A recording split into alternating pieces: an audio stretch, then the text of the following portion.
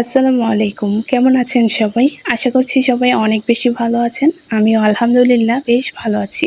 প্রত্যেক দিনের মতো আমার নতুন আরও একটি ব্লগ ভিডিও নিয়ে হাজির হয়ে গেলাম। আশা করছি ভিডিওটি আপনাদের কাছে অনেক বেশি ভালো লাগবে। এটা হচ্ছে একটি বেবি ড্রেস।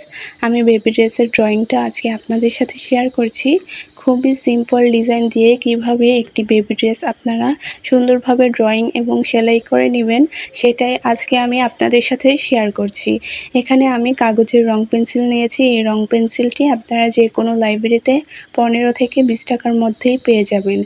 এই রং পেন্সিলগুলোর কিন্তু অনেকগুলো কালার হয়। আপনারা কালারগুলো চয়েস করে আনবেন যেন সব ধরনের কাপড়ের মধ্যে সুন্দরভাবে ড্রয়িংটি করে নিতে পারেন। এই রং পেন্সিলগুলোর কিন্তু অনেকগুলো কালার হয়। আপনারা কালারগুলো চয়েস করে আনবেন যেন সব ধরনের কাপড়ের মধ্যে সুন্দরভাবে ড্রয়িংটি করে নিতে পারেন। তারপর দেখুন, আমি কিন্তু খুবই সহজভাবে আপনাদের সাথে ড্রয়িংটা শেয়ার করছি।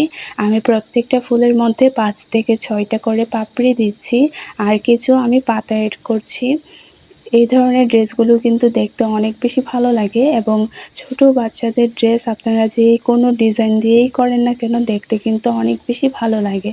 অনেক আপুরাই কমেন্ট করে যে আমি বাচ্চাদের ড্রেস দিয়ে একটা বিজনেস শুরু করতে চাই, সেটা আমি কিভাবে শুরু করব। আসলে একটা বিজনেস আপনি কিভাবে শুরু করবেন সেটা অন্যজন বলে দিতে পারবেন না। নিজের মধ্যে অনেক বেশি সাহস রেখে একটি কাজ আপনাকে শুরু করতে হবে। প্রথম দিকে যে আপনি বেশি বেশি কাজ, বেশি বেশি অর্ডার পাবেন, বিষয়টা কিন্তু একদমই তেমন না।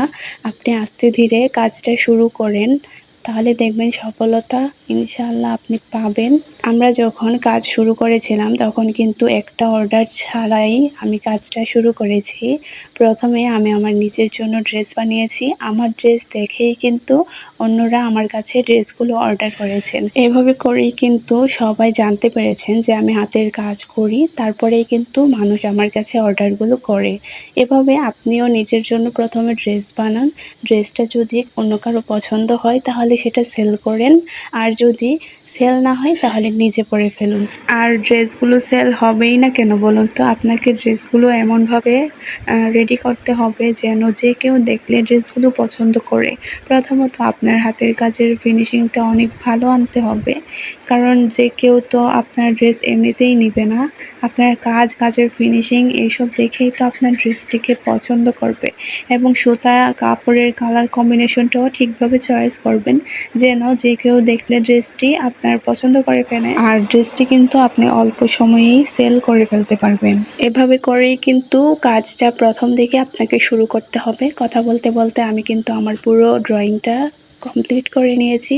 তো এটাই আমার আজকের ভিডিও। দেখুন, আমি কিন্তু ড্রয়িং করার পর সেলাইয়ের কাজটাও খুব সুন্দরভাবে করে নিয়েছি। তো সবাই ভালো থাকবেন। আল্লাহ হাফিজ।